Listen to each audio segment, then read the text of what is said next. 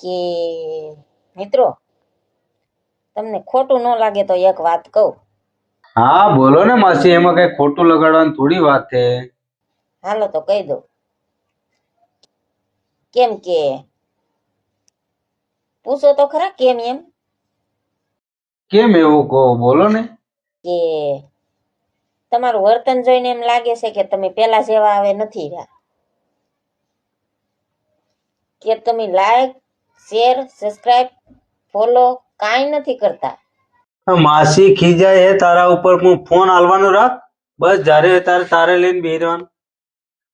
હવે મારે શું કહેવાનું માસીને? હટ. બસ ફોન મારો પર હટ.